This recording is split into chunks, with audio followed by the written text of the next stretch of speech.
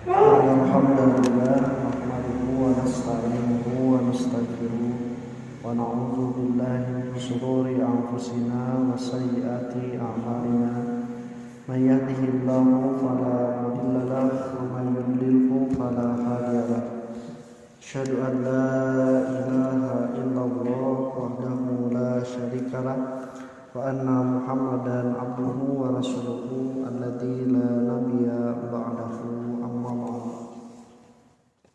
Waktu iman rahimakumullah, untuk sampai atau ingat kepada Allah Subhanahu wa taala itu kalau kita bagi jalannya ada dua. Ada jalan yang berupa kenikmatan, ada jalan yang berupa musibah atau mungkin siksaan. Nyeri mana Bu? Emot ke Allah teh mending kumenang nikmat, mending kumenang musibah.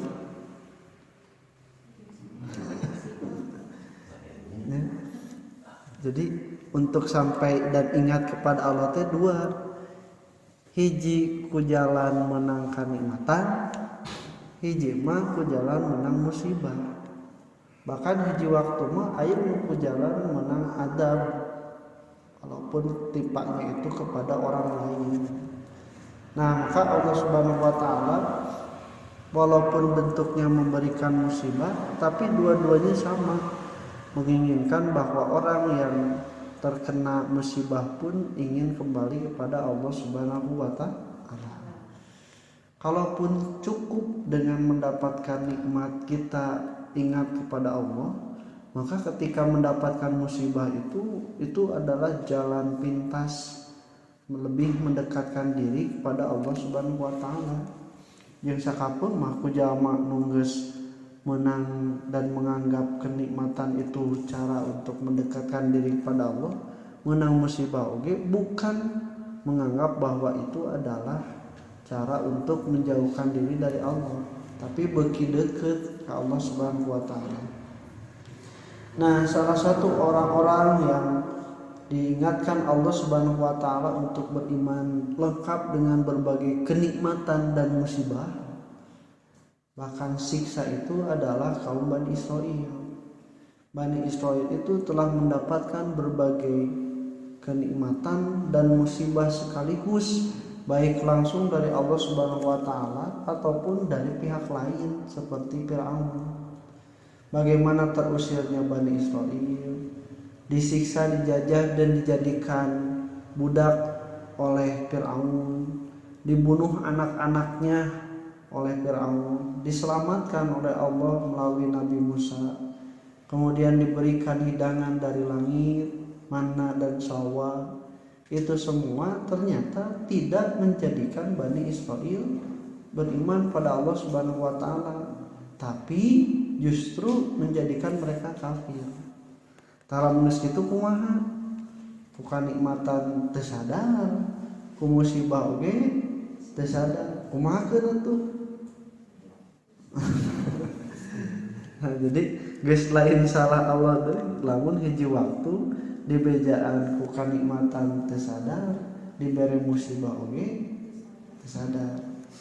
Nah, kata Allah Subhanahu wa taala menyuruh kepada Nabi Muhammad sallallahu alaihi wasallam di ayat ke-211, Sal Bani Israil, tanya olehmu Muhammad kepada Bani Israel, maksudnya Bani Israel yang ada di Madinah, karena itu ada generasi yang setelah terakhir ditinggalkan oleh Nabi Musa dan Nabi Isa, kemudian ada yang penduduk di Madinah. Kam atainahum min ayatin bayyinatin, berapa banyak tanda-tanda yang datang kepada mereka, penjelasan bahwa Allah itu ada, Allah Maha berkuasa. Itu walaupun Bani Israil nanti keturunan anu sabaraha, tapi cerita-cerita itu dipegang teguh oleh Bani Israil walaupun di Madinah. Salah satunya adalah ketika Nabi Muhammad SAW hijrah ke Madinah dan mendapati Bani Israil itu suka saum di tanggal ke-10 Asyura, 10 Muharram. Ketika ditanya kenapa saum ini dilakukan oleh mereka, maka kata orang-orang Madinah, hada yaumun najallahu Musa wa bani Israila min Fir'aun. Ini adalah hari di mana Allah menyelamatkan Nabi Musa dan Nabi Isa dari kejaran Fir'aun. Maka kami saum untuk beribadah dan bersyukur pada Allah Subhanahu wa taala. Cek Nabi Muhammad ya nahnu ahaqqu bi Musa. Kita yang lebih dekat dan mendekati kebenaran terhadap ajaran Nabi Musa. Maka saumlah orang-orang Islam itu dan menjadi saum yang wajib sebelum diwajibkan saum Ramadan adalah saum Asyura. Nah, kemudian ada lagi ayat hadisnya, Rasul senang kita seperti mengikuti mereka dan mereka seperti ngaceceleh ka urang, tuturutan ka urang, berarti urang bener-bener. Nah, maka kata Rasul kalau datang tahun Amul Muqbil, tahun selanjutnya kita saum dari tanggal 9 dan 10 di Tasyu'a Asyura. Tapi Rasul ternyata di tahun berikutnya oleh Allah telah ditakdirkan meninggal dunia. Nah, ikhwati iman rahimakumullah, itu ayat-ayatnya banyak. Bahkan di Al-Isra ayat 101 Allah menyebutkan dengan jelas jumlahnya, walaqad ataina Musa tis'a ayatin bayyinatin.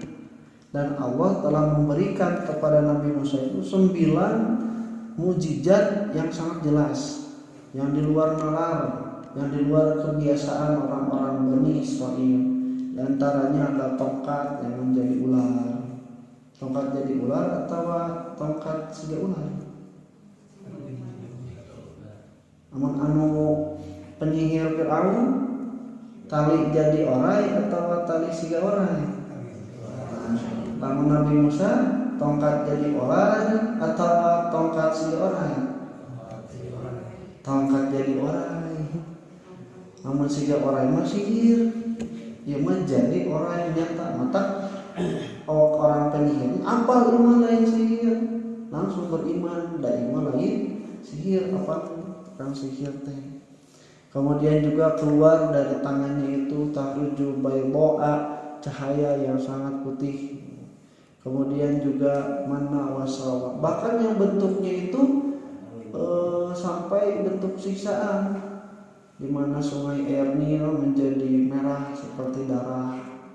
Kemudian ada wabah belalang, wabah kodok, kemudian juga penyakit kulit, kemudian juga kemarau yang sangat panjang. Itu semuanya diberikan sebagai bukti bahwa Nabi Musa itu adalah Rasul Allah Subhanahu wa taala. Tapi ternyata mereka itu gitu teh datang tekuatnya senang kami beriman. Beres itu mestilah kafir deui. Tinggalkan ku Musa 40 poe ngan patung anak sapi terus disembah. Kitu we Bani Israil mah. Nah, ini yang disebut oleh Allah. Nah, kam atainahum min ayatin bayyinatin wa may yubaddil nikmatallahi min ba'di ma ja'ahu fa innallaha syadidul iqab. Dan siapa yang mengganti keimanan itu dengan kekufuran, maka Allah itu sangat keras siksaannya. Di Al-Imran ada padanan ayat ini yang menjelaskan jelas, bahkan di Ibrahim pun ada. Alam tara ilal ladzina baddalu nikmatallahi kufran.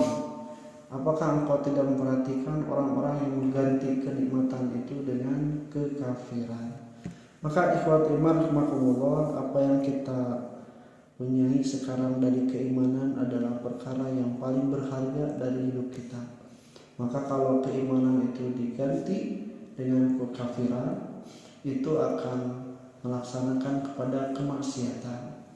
Orang beriman mungkin tidak menyatakan murtad, keluar dan kafir pada Allah Subhanahu wa taala, tapi hiji waktu mah leungit imanna, lamun teu leungit ngurangan napikeun ka maksiat. Bahkan ketika melakukan maksiatnya dia itu coplok keimananana, yang disebutkan oleh Rasul la yasriku syariku wa huwa mu'minun. Tidak mungkin akan mencuri pencuri itu kalau dia masih dalam keadaan iman. Justru matak maut teh keur teu iman ka Allah. coplok iman teh. Maka lamun aya ustad kepanggih misalnya kepanggih selingkuh kepanggih karena kamaksiatan tong disebutkan ustad. Lamun orang memberikan gelar ustad itu adalah gelar orang yang beriman dan beramal soleh, tong dibikin ya masuk disebutkan oknum ustad. Justru lain ustad, lamun persepsinya ustad tenu balaga keur kitu mah lain ustad. Nah, maka ibarat rahmatullah ini yang dikatakan Allah, jangan sampai keimanan kita itu diganti dengan kekafiran. Nah, iman yang kita miliki itu dijaga dengan yazidunya itu dengan taat, dengan melaksanakan ketaatan sekecil apapun, karena iman itu butuh pembuktian, butuh penjagaan. Kata Imam Al-Ghazali, makanya iman itu satu punya faraid, punya ketentuan-ketentuannya. Contoh misalnya dia harus tasdik, membenarkan, kemudian harus takrir, harus mengikrarkan, kemudian harus amal bil arkan. Ada juga syair, ada siar-siarnya, ada ciri-cirinya. Ciri iman dina nalika dia itu terwasila, dia bersabar, dia bersyukur, ada ciri-cirinya.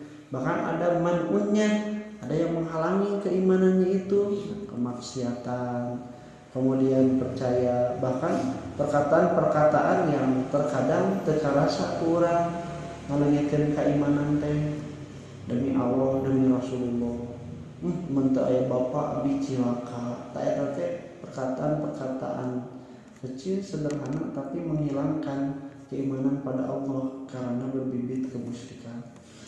Qul qawli hadza astaghfirullah